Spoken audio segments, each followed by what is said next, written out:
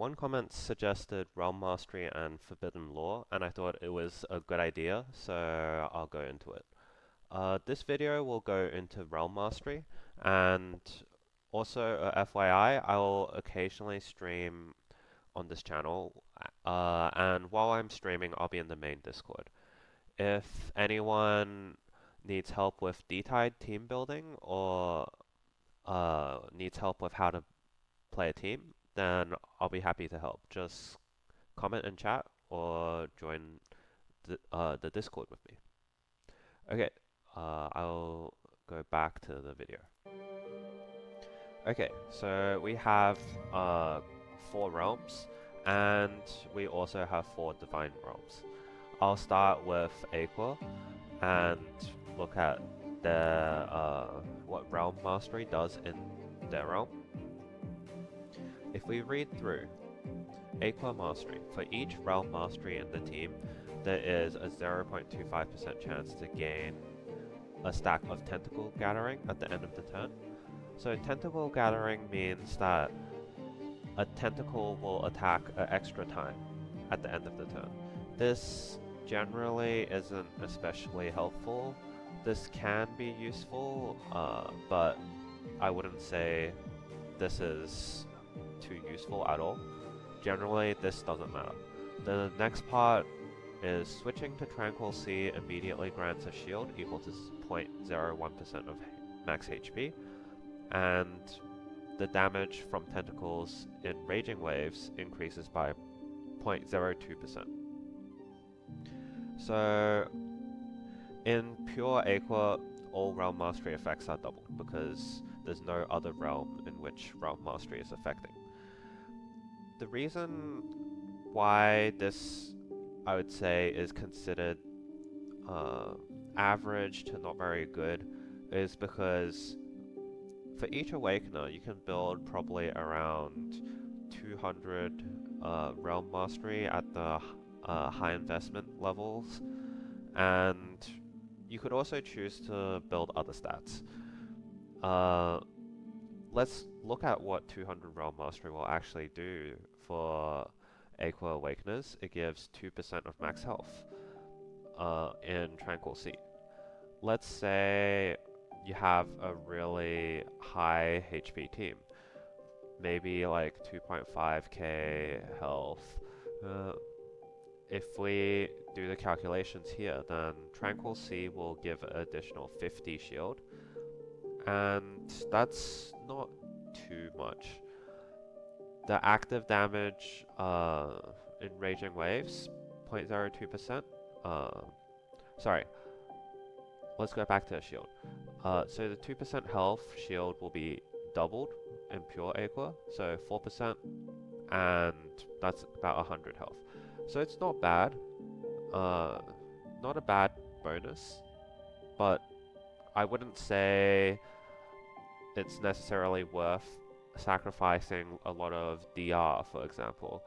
Or if your main DPS scales off crit, then you would need to build crit on your main DPS. The active damage in Raging Waves, with 200 Realm Mastery, about 8%, which is pretty good. But it's not worth it enough to build Realm Mastery in itself. However, if we look at the Divine Realm, Realm Mastery no longer grants Tentacle Gathering, which was not too useful in the first place, and Tranquil Sea shield generation scales off 0.025% max health. So this is increased by 2.5 times, and an additional 250 shield every 3 turns. Generally, you wouldn't be using Tranquil Sea every turn on regular Aequor, at least for most teams. So this 250 shield every 3 turns is considerably more valuable, and Raging Waves, the effect is increased by 25%. But I would say the main reason that you would take Realm Mastery for Divine Aequor is the shield generation. And I would say it's quite a good stat, especially on many defensive teams. And there's a wheel that goes well with this, which is Memory Spiral. So Memory Spiral allows you to retain 50% of the Unbroken Shield. While the shield gain is not subject to 20% since it's not specific to Awakener, however, 20% of the unbroken, 50% of the unbroken shield is retained up to 20% of your max health, which can help your survivability for next turn if you have extra shields from Realm Mastery.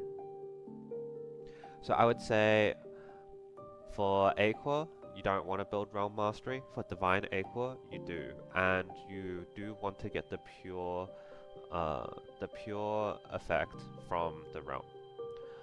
And this isn't usually a problem, considering G Murphy, you want to run pure. Fortis and Pontos may be different, but I would say if you're running pure Divine Aequor, then Realm Mastery is a good stat if you can afford to build it. The next realm I'll go through is Caro. So Caro, if you look at the standard Caro, it says for every point of Realm Mastery, after triggering the first Devour effect, gain shield equal to 0.1% of max health and temporary strength equal to 0.005% of max health. And the lower the HP, the higher the effect. Okay, so let's do the calculations again. We already saw this 0.01% number in the Aequor Realm. I think realistically you could potentially trigger Devour every turn, but depending on the team setup, for example, Gellet, you wouldn't burst every turn, you would burst every second turn, so this bonus you might not be able to get every turn. And this can only trigger on the first Devour. So this means that you get 2% max health, up to 4% max health, shield, for 200 Realm Mastery points. Generally, I would say this is not a great effect, so I wouldn't recommend building Realm Mastery in the Caro Realm. If we look at Ultra Realm, for each 1 point of Realm Mastery, there's a chance to create 1 insight. So basically, if you have 200 points of Realm Mastery and the realm is a pure realm, you have 50% chance of getting an extra insight. Oh, sorry, I should have gone over Divine Caro first, but we are going over Ultra now, since I'm going over it now. I think this extra half a riff is okay, but I wouldn't say it's necessary for most Ultra characters. If we look at a lot of the Ultra Awakeners, they don't use too many riff. For example, if you are using Jenkins, Jenkins can use the riff, but the riff is not especially effective because a lot of the times you're playing the X card with 0 costs. Out of these characters, sure, Wanda and Daffodil, you may need a lot of Arif to play their cards, but I'm not too familiar with these characters. These characters generally are not so meta right now. If we look at some of the other Ultra characters in Clementine, Caster, Pollux, and Arachne, all of them do not use much Arif, especially if you have Arachne E3, which allows you to keep Fate Binding as a retained card. And at the same time, Arachne changes the realm, so you don't get this insight bonus. Anyway, so Forget about Arachne. If you're playing Clem, Caster, or Pollux, their cards don't cost too much. So generally, these insights are not especially useful. So I would say, generally, you wouldn't care too much to um, build Realm Mastery on Ultra. It's not that bad, but it's not that good. Okay, so let's go into the PCaro Realm. Uh, so if we look at Sire, we can see that, let's see, Realm Mastery. Each point of Realm Mastery increases the Propogation Fiesta stacks gained by Caro by 0.05%. So this with 200 Realm Mastery and Pure Realm, you would get 2% extra Propagation Fiesta stacks. 2% of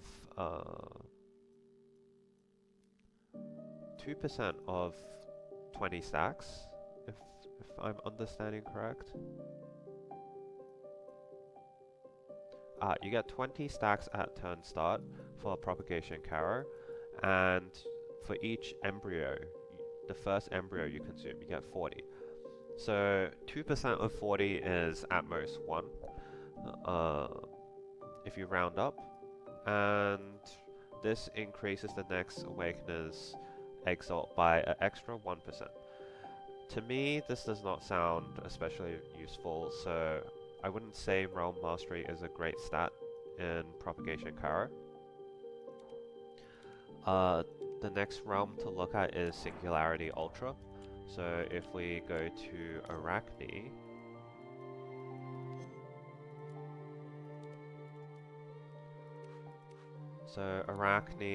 we have Singularity Ultra. With 15, so at the start of combat you gain 15 stacks of Singularity Prism. For each 1 point of Realm Mastery, Singularity Beacon from Singularity Prism and Dimension Shuttle increases by 0.05%. So again, if we look at the 200% value, it increases the value of Singularity Beacon by 20%, which this is actually a very strong effect. I think Realm Mastery is quite strong in the Singularity Ultra realm, because Singularity Beacon, if you increases fixed damage and final damage by 2% and shields by 1%. So if you have 15 stacks, you have 30% final damage increase, and if you increase that by 20%, that's an extra 6%. However, damage amp, you can build quite a lot of damage amp for the same amount of Realm Mastery that you can build. And here is where it depends on what team you're using. If you're scaling strength scaling is multiplied by final damage, but it is not multiplied by damage amp. So this helps with strength scalers, but if your Awakener is heavily base damage focused, then it may not actually be worth it to build Realm Mastery on your Awakener, and damage amp might actually be the better stat to build. So generally, I would say Realm Mastery is overall not that great of a stat for these 3 realms. Only for Divine Aequor it benefits a lot, and Divine Ultra it is decent. In Ultra Realm it is decent. In the Aequor Realm it is average. If we look at the Chaos Realm, if you're running pure Chaos, Chaos Mastery increases the Alienus gain of all Awakeners. For every 1 point, 0.05 Alienus. And if you have, so calculating 200 Realm Mastery points again, that is an extra 10 Alienus per Awakener. So for pure Chaos, this is actually fairly a fairly good buff. I would say if you're, especially if your skills are not fully leveled, your strikes and defense are not fully leveled, or your team struggles with alienness, then it might be a good idea to get some Realm Mastery, but I wouldn't say it's necessary to have heaps of Realm Mastery, considering the teams that exist in Pure Chaos. Many of them don't need to rely on exalting too often. So if we look at the final realm, which is the new PCaro Realm, Primordial Chaos. Primordial Chaos, let me find it. Primordial Chaos increases the posse potency, so this increases the strength gain and some aspects of the posse. Some posses scale, some posses do not scale. Each point increases by 0.05%. Again, looking at the 200 Realm Mastery number, we see it increases by 2% for Pure Realm. 2% posse strength. I would say generally I would not recommend this, as 2% posse strength is not too much, I would say. So yeah. Oh, however, is this... Okay, yep, that's what it increases. Okay, so overall, I would say build Realm Mastery and Divine Aequor, or in Singularity Ultra, you can build Realm Mastery if the Awakener scales with it.